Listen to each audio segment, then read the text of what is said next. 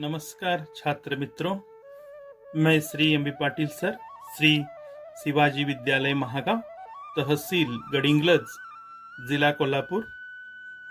बच्चों, हम आज के इस वीडियो में संज्ञा इस घटक का अध्ययन कर रहे हैं। पिछले कुछ वीडियो में हमने संज्ञा के पहले दो प्रकार व्यक्तिवाचक संज्ञा और जातिवाचक संज्ञा, इसका अध्ययन हमने पिछले वीडियो के अंतर्गत किया है। आज हम भाववाचक संज्ञा अर्थात संज्ञा का तीसरा प्रकार भाववाचक संज्ञा, इसका अध्ययन हम इस वीडियो के अंतर्गत कर रहे हैं। तो सबसे पहले बच्चों हम पढ़ेंगे भाववाचक संज्ञा किसे कहते हैं, उसकी परिभाषा क्या है। तो देखो बच्चों, जिन संज्ञा शब्दों से गुण, दोष, अवस्था या दशा का बोध होता है, उसे भाववाचक संज्ञा कहते हैं। जरा ध्यान से इस बात की ओर देखिए बच्चों। जिन संज्ञा शब्दों से गुण, ये गुण शब्द अत्यंत महत्वपूर्ण है, दोष,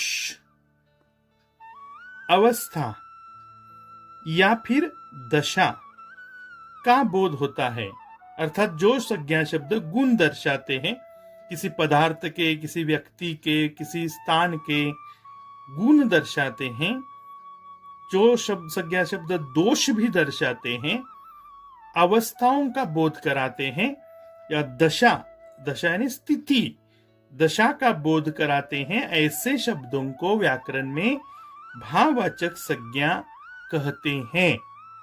उदाहरण से हम इस परिभाषा का विवेचन देखेंगे। तो बच्चों, पहला भाववाचक संज्ञा का उदाहरण जरा ध्यान से देखिए।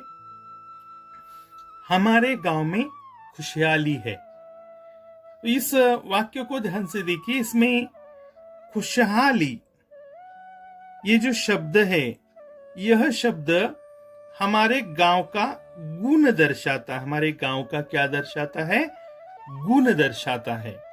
और इसलिए गांव कैसा है? खुशहाल है, अर्थात सुखी है, आनंदी है। तो हमारे गांव में खुशहाली है। तो खुशहाली यह शब्द गुण दर्शाता है और इसलिए इसका प्रकार है भाववाचक संज्ञा। दूसरा उदाहरण देखिए। देश की एकता ही शक्ति है। तो अर्थात इसमें एक ऐसा शब्द है जो देश इस संज्ञा का गुण दर्शाता है। तो यहां देखो, एकता, एकता यह शब्द यहां गुण दर्शा रहा है, तो इसलिए एकता शब्द भी भाववाचक संज्ञा है।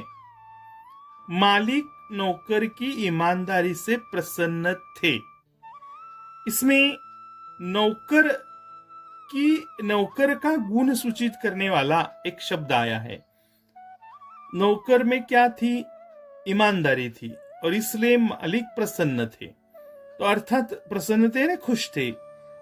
ईमानदारी यह शब्द गुण दर्शाता है और इसलिए यह ईमानदारी शब्द भाववाचक संज्ञा है।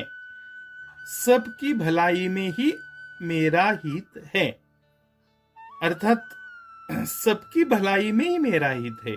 इस वाक्य में भलाई यह शब्द गुण दर्शाता है और इसलिए भलाई शब्द बच्चों भाववाचक संज्ञा कहलाता है। वीरता एक आदर्श गुण है, अर्थात वीरता एक आदर्श गुण है। इस वाक्य में अर्थ ध्यान से देखोगे तो वीरता यह शब्द गुण दर्शाने वाला शब्द है और इसलिए वीरता का प्रकार है भाववाचक संज्ञा। गरीबों के दुख दूर करते रहो। तो इसमें दुख यह शब्द भी भाव, मन का गुण दर्शाता है और इसलिए दुख शब्द भी भाववाचक संज्ञा कहलाता है। तो ठीक इसी प्रकार बच्चों अब हम और कुछ उदाहरण देखेंगे। तो देखो बच्चों, 7वां उदाहरण, रहमान बड़ा बेदर्दी है। रहमान बड़ा बेदर्दी है। इस विधान में, इस वाक्य में बेदर्दी, यह जो शब्द है बेदर्दी, यह शब्द भाव दर्शाता है और इसलिए बेदर्दी शब्द भाववाचक संज्ञा कहलाता है। बुढ़ापा एक अभिशाप है। तो बुढ़ापा, बुढ़ापा अर्थात ये शब्द शरीर की अवस्था दर्शाता है। तो अवस्था दर्शाने वाला यानी दशा दर्शाने वाला शब्द भी भाववाचक संज्ञा होता है। तो बुढ़ापा भाववाचक संज्ञा क्योंकि अवस्था दर्शाता है। तुम्हारी आवाज में मिठास है, 9वां उदाहरण है। तो आवाज का गुण दर्शाने वाला शब्द यहां आया है मिठास। मिठास शब्द गुण दर्शाता है और इसलिए मिठास शब्द है भाववाचक संज्ञा। 10वां वाक्य देखो, दया मानवीय गुण है। तो दया एक मन का भाव है, दया एक मन का गुण है और इसलिए दया शब्द भाव सूचित करने वाला शब्द है और इसलिए दया शब्द भाववाचक संज्ञा कहलाता है। तो देखो बच्चों, ऊपर के कुछ उदाहरणों की हमने चर्चा की। तो पहले उदाहरण में बच्चों देखो, खुशहाली शब्द भाववाचक संज्ञा है, एकता शब्द भाववाचक संज्ञा है, ईमानदारी शब्द गुण दर्शाता है, भाववाचक संज्ञा है, भलाई शब्द भाववाचक संज्ञा है क्योंकि वह शब्द भलाई यह गुण दर्शाने वाला शब्द है, वीरता एक गुण है इसलिए भाववाचक संज्ञा है, दुख मन का भाव है इसलिए भाववाचक संज्ञा है। 7वें उदाहरण में बेदर्दी, यह शब्द भाव दर्शाता है मन का और इसलिए अर्थात रहमान बड़ा बेदर्दी है, अर्थात जिसमें दर्द नहीं है, वह निष्ठुर है, ऐसा इंसान वह है। तो बेदर्दी होना यानी मन का गुण है वह, अर्थात व्यक्ति का व्यक्तित्व का गुण है इसलिए भाववाचक संज्ञा है। बुढ़ापा शरीर की अवस्था इसलिए भाववाचक संज्ञा है। मिठास गुण दर्शाने वाला, आवाज का गुण दर्शाने वाला शब्द है और इसलिए मिठास भाववाचक संज्ञा है। दया मन का भाव है और इसलिए दया भी भाववाचक संज्ञाएं हैं। अर्थात बच्चों क्या समझे आप, जो शब्द मन में अर्थात मन के भाव, जो शब्द संज्ञा शब्द मन के भाव दर्शाते हैं, मन के गुण दर्शाते हैं, मन के दोष दर्शाते हैं, अर्थात साथ ही साथ दशा दर्शाते हैं या अवस्थाओं का बोध कराते हैं, ऐसे सारे शब्दों को भाववाचक संज्ञाएं कहते हैं। ये सारे दर्शाने वाले शब्दों को क्या कहते हैं? भाववाचक संज्ञाएं कहलाया जाता है।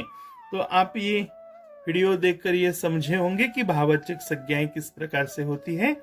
तो फिर एक बार इन उदाहरणों का आप आकलन कीजिए, उदाहरणों का लेखन भी कीजिए अपनी कॉपी में और भाववाचक संज्ञाएं समझने का प्रयास कीजिए। अर्थात नम्रता भी एक भाववाचक संज्ञा हो सकता है, बुढ़ापा है, मानवता है, सुंदरता यह शब्द भी भाववाचक संज्ञा है, प्रेम शब्द भाववाचक संज्ञा है, करुणा शब्द अर्थात बच्चों प्रेम यह शब्द भी भाववाचक संज्ञा है, करुणा यह शब्द भी भाववाचक संज्ञा है, सुंदरता यह भी शब्द भाववाचक संज्ञा है, साथ ही साथ दरिद्रता यह भी शब्द भाववाचक संज्ञा है, कठोरता पदार्थ का अवस्था, पदार्थ की अवस्था दर्शाता है और इसलिए कठोरता शब्द भी एक भाववाचक संज्ञा है, सादगी शब्द भी भाववाचक संज्ञा है बच्चों, साथ ही साथ मित्रता यह शब्द भी भाववाचक संज्ञा है,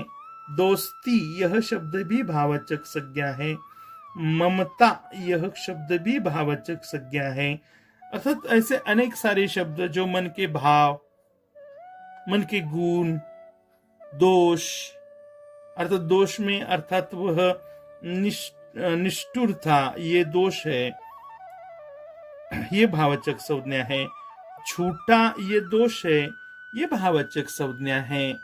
हाँ, तो इस प्रकार से जो शब्द दोष भी दर्शाते हैं, तो ऐसे शब्दों को हम कैसे कहते हैं? दोष दिखाने वाले शब्दों को, दशा दिखाने वाले शब्दों को, अवस्थाएं दर्शाने वाले शब्दों को हम भाववाचक संज्ञाएं कहते हैं। तो इन सारे बातों का लेखन अपनी कॉपी में कीजिए और इस वीडियो को दोबारा देखकर भाववाचक संज्ञा समझने का प्रयास कीजिए। आगामी वीडियो के अंतर्गत बच्चों हम संज्ञा का अर्थात चौथा जो प्रकार है, आप समझे होंगे प्रकार कौन सा है, वह चौथा प्रकार समूह